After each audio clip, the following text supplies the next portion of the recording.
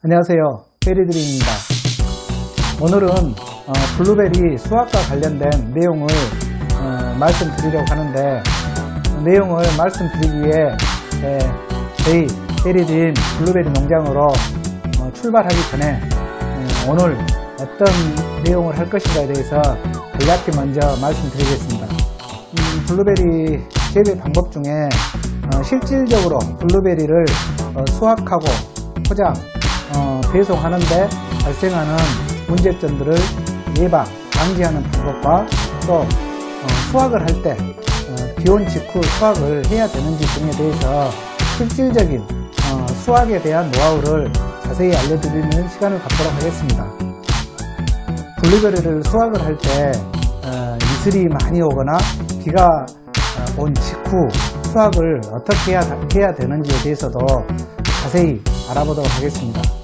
블루베리 재배 농가분들 입장에서는 실질적인 금전적인 수익과 연관되는 문제이니까 자세히 관련된 사항을 기록해 두셨다가 사용하시면 참 좋을 듯 싶습니다. 그럼 구독과 좋아요로 많은 응원 부탁드리겠습니다. 베리드림 블루베리 농장으로 출발해 보겠습니다. 그럼 이번에는 블루베리 농가에서 요즘 많이들 사용하시는 예냉기에 대해서 자세히 또 한번 알아볼까요?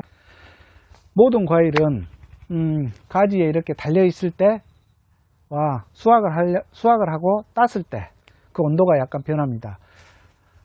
그런데 블루베리는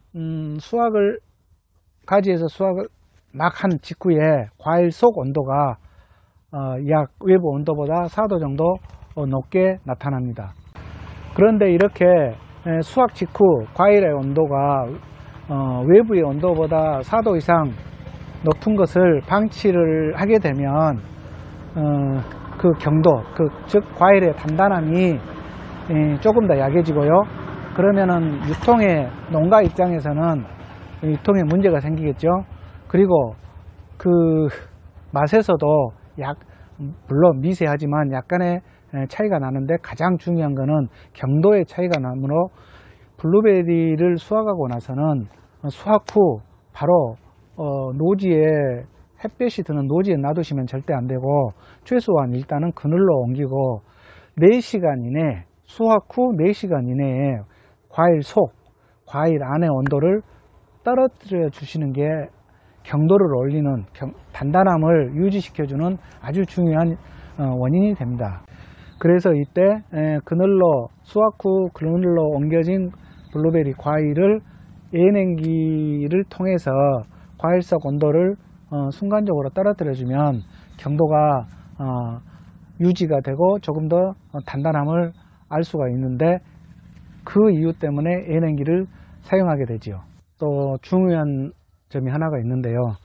과일 속 온도를 무조건 많이 낮추는 것이 중요할 때도 있는데, 결로 현상이라고 이 온도차로 인해서 생기는 물방울을 말하는데요. 이 결로 현상이 생기게 되는 원인이 모든 지금 이 공기층에는 습도가 유지되어 있습니다. 근데 이 습도가 이 외부 온도에 따라서 그대로 이 습도로, 눈에 보이지 않는 습도로 남아있는 경우도 있지만, 온도 차이에 따라서 이게 물방울, 즉 눈에 보이는 물로 나타날 수도 있습니다. 예를 들어서 외부 온도가 30도이고 조금 습한 날이어서, 즉 습도가 60에서 65% 정도 그 이상일 때, 습한 날일 때 블루베리를 수확을 해서 온도를 낮춰야 된다, 이거 하나만 알고 계셔가지고 블루베리 과일 속 온도를 22도 이내로 낮춰버리면 이 외부 온도와 블루베리 과일 속 온도 차이에 의해서 블루베리 과일의 표면에 오히려 결로, 즉 물방울 맺힘, 이슬이 앉게 되어버립니다. 그래서 통상적으로 외부 온도와 블루베리 과일의 온도를 10도 이상 벌어지지 않게, 즉 외부 온도가 30도라 하면 블루베리 과일의 온도를 20도 이내로 떨쳐버린다든가 이렇게까지 하시면 안 되고, 10도 범위 이내에서 하시면 아까 말씀드린 결로 현상은 나타나지 않습니다. 그래서 이 기본적인 원리를 이용하시면 과일을 수확하실 때 30도가 되더라도 습도가 전혀 없는 날도 있고 또 어떤 날은 습도가 아주 높은 날도 있기 때문에 일단은 이 기본적인 원리를 아셔야 응용을 하실 수가 있습니다. 그래서 블루베리를 수확하신 날에 온도와 습도 이런 것을 알고 계신다 하면 선별해서 포장을 하실 때 그 10도 이내 범위에서 맞춰만 주시면 블루베리 과일은 절대 결로 현상이 나타나지 않습니다. 많은 농가분들이 또 하나 자주 물어보시는 것 중에 하나가 블루베리가 이거 가지고 수확을 할 때 비 온 후에 곧바로 수확을 해도 되느냐 이걸 물어보십니다. 결론적으로 말씀드리면 안 됩니다. 왜냐하면 비 온 후에는 삼투압 현상에 의해서 블루베리 뿌리가 수분을 엄청 더 흡수를 합니다. 그러면 그 흡수된 뿌리는 과일로 저장이 되는데 과일로 저장이 물이 많이 들어간다는 소리겠죠. 그러면 상식적으로 우리가 설탕을 물을 많이 타면 단맛이 떨어지는 것처럼 이렇게 수분 흡수가 많이 된 과일은 당도가 떨어집니다. 그리고 또 수분 흡수가 많기 때문에 경도, 단단함도 유지가 되지 않습니다. 그래서 일단 비온 직후 수확은 가능하면 안 하시는 게 좋습니다. 블루베리 과일은 외부 온도와 대략적으로 약 10도씨의 차이가 나는데요. 예를 들어서 외부 온도가 30도라고 하면 블루베리 과일 표면의 온도는 7, 8도에서 40도 가까이, 외부 온도가 40도에 육박하는 한참 수확 시기에는 거의 50도에 육박하는 표면 온도가 온도 상승이 나타납니다. 이때 이 블루베리 과일은 고온 장애를 조금씩 겪게 되는데요. 이는 수분이 부족해서 나타나는 수분 장애와는 조금 다른 것입니다. 통상적으로 우리나라 기준으로 봤을 때 7월 중순 이후부터 8월 중순 사이에 고온 장애가 나타나는 시기인데요. 물론 고온 장애가 전혀 나타나지 않는 농가분들도 아주 많습니다. 과일을 수확하라 하는데 과일에 고온 장애가 나타난다 내 지역에서는 또는 나의 경우에는 그렇다 하면 차광막을 해 주시든 어떤 약간의 조치를 해 주셔야 합니다. 그래야 정상적인 수확을 해서 판매를 하실 수가 있게 되겠죠. 그리고 블루베리를 재배하시면서 비료들을 사용하시는데 블루베리 재배 시 절대 사용하면 안 될 비료가 한 가지 있습니다. 블루베리는 이론적으로는 염소이온의 독성을 나타냅니다. 즉 염소이온이 섞인 성분은 블루베리에 아주 막대한 피해를 주는데요.